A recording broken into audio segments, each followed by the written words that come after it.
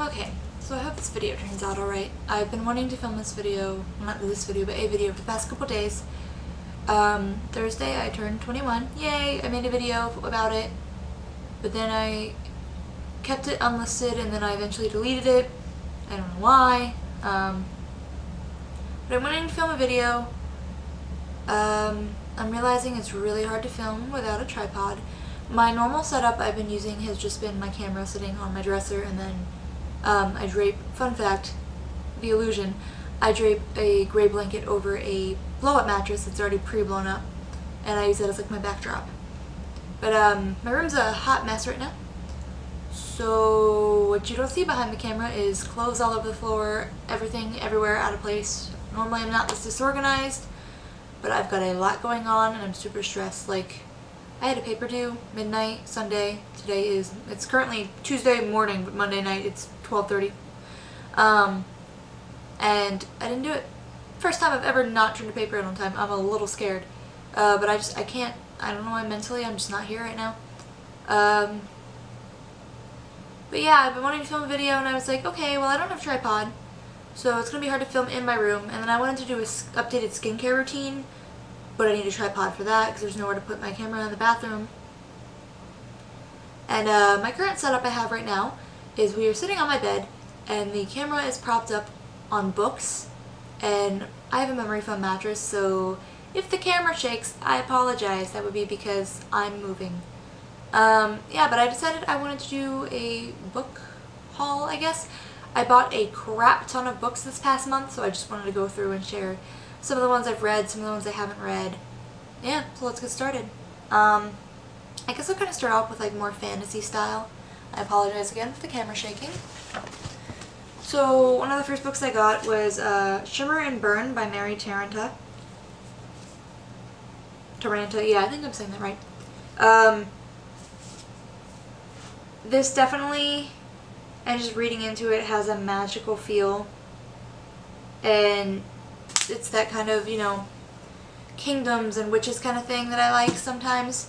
So I was really interested. The cover is what got me actually, but I do like the concept. So that's definitely going to be one of my top ones to read soon. Literally just yesterday actually I purchased Warrior and Munchausen by PC Cast. PC Cast is one of my favorite authors, and not just because we share a last name, but she's a great writer. Her daughter Kristen Cast is also a phenomenal writer, and I love a lot of their work. They did the House of Night series, if you are familiar with that. Great vampire series. It puts Twilight to shame. But I've also read a couple of her other series. These are definitely really thick, and I feel like there's going to be more mature content compared to her other series, which are more teenage oriented, so I'm definitely interested to see how these go. I love that magical mythology feel, so I definitely want to keep that going. But aside from that vibe, I also have been getting into like realistic slice of life romances. So I have a couple that I bought. I have the Summer I Turned Pretty trilogy. So it has the Summer I Turned Pretty, It's Not Summer Without You, and We'll Always Have Summer, which are 3 separate books but put together by Jenny Han. I love beachy vibes, especially because, like, I don't know, I guess I come from a beach town and I go to school in a beach town. It's really relatable, so I like that kind of style. So I definitely want to read that. I also got Alice Approximately, which is by Jenn Bennett. Now, I have heard several things from friends about this book and how they didn't really like it. Thing I don't like is if you read the description on the back of the book, it ruins the plot twist for you. And I mean, it's an expected plot twist, but it ruins it for you. And for me, that's like, I want to experience that as I read and not have it ruined for me on the back.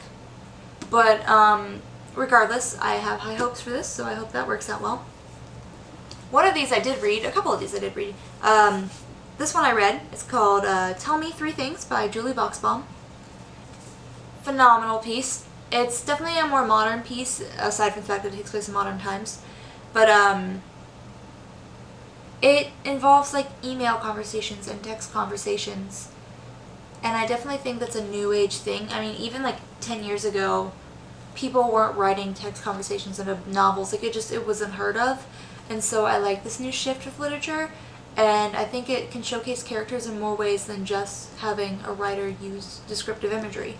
I think our characters can say a lot, aside from dialogue, through their conversations over text or email, and that gives away part of their character, as well as, you know, a multifaceted, I guess, outlook, because they could say one thing in email but be feeling another, so it's like this illusion of, like, emotional transparency. It was pretty good. I liked it. Kind of wishy-washy for me, though, at certain points, but I can do a book review on this later. But I did like this. Another one I read was Stay With Me by Mila Gray. I also got Run Away With Me by Mila Gray. So there's 3 total books like these, but I got these 2. They're no way kind of related. It's really just separate books on their own, just very similar in nature.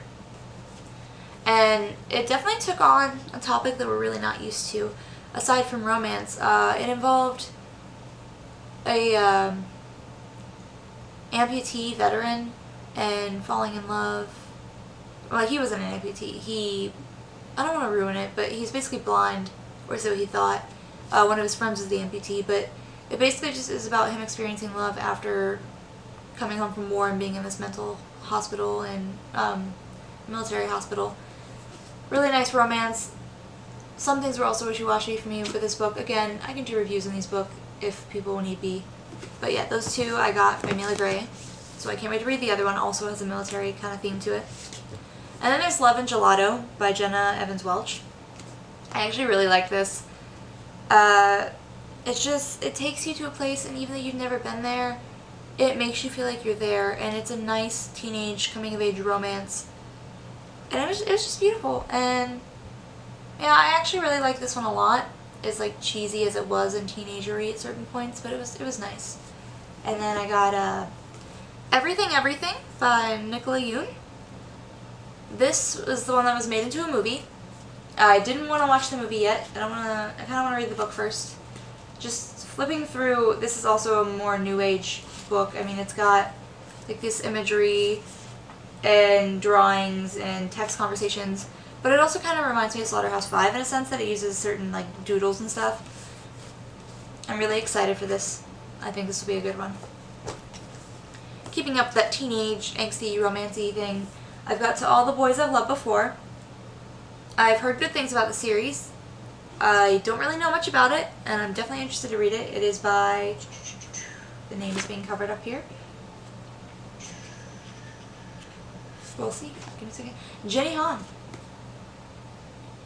Okay. I see you, Jenny. So, if you weren't paying attention to the video just earlier, same author. I didn't put 2 and 2 together until just now. But that's very interesting. I definitely think I'm going to enjoy this one. Something tells me I will enjoy the series. Just because it's not so much focused on the romance and the love, but it's got that kind of discovering yourself theme that especially I need right now in my life. I got 2 poetry books. I got The Chaos of Longing by K.Y. Robinson. I got about halfway through this. My idea with poetry, if you've seen my other reading video, is that I only really read it when I need it, or like I'll finish it, but I don't consider it finished until I go back through and really digest each poem, and like I'll go back when I'm feeling something and I kind of need a poem to just feed that hunger. I don't know how to describe it, but this, beautiful, K.Y. Robinson, a lot of it's romantic, sexual trauma, and she puts a trigger warning at the beginning, which is phenomenal.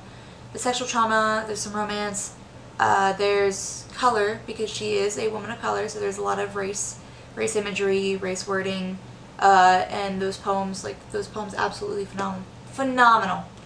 I really like this a lot. And I just started reading, so I don't really have too many elaborate thoughts on this one just yet, but Pillow Thoughts by Courtney Pepper. Once again, the name is covered up. Pardon me. Courtney Peppernell. So this one I love. There's these, okay, first of all, I love this like matte black cover. Ruby Carr did this. There's a couple other books that I have. There's another poetry book I believe I have.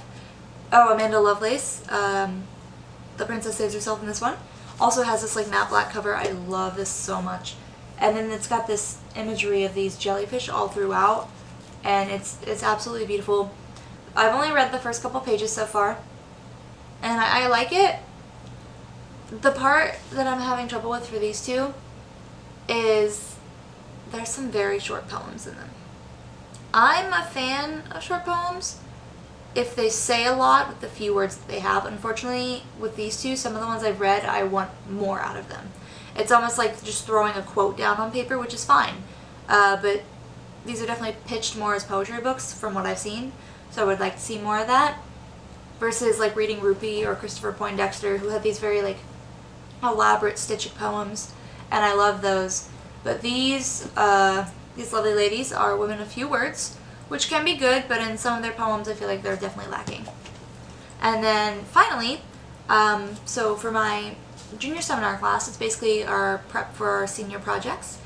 I'm directing a show, so I've been looking at shows, and I kind of fell in love with one because I do theater, creative writing, and marine science. So I wanted a show that was written very well, but I wanted it to touch, obviously, and I wanted it to be a show because of theater, but I wanted to touch on my marine science background. This isn't necessarily marine science in a scientific point of view, but it's a beautiful show about a little girl trying to come to terms with her mother's cancer through this lens of using Atlantis and marine mammals as like the illusion, this metaphor for her mother's condition. And it's called The Unknown Part of the Ocean by Sherry Woolner through Play Scripts Incorporated. I have this copy. I read through it. I'm going to do some play analysis, but I definitely think I'm going to go about buying the rights for this for my senior year and performing it because, well, not performing it, but directing it, because it's an absolutely beautiful piece and I would love to stage it for my senior project. But other than that, those are all the books that I've really bought recently. Yeah, I bought a ton. I've gone through maybe a third of them. The ones I have read have been pretty good, aside from, you know, certain cheesy aspects of them, but it's romance. What are you going to do? There's a couple other books I want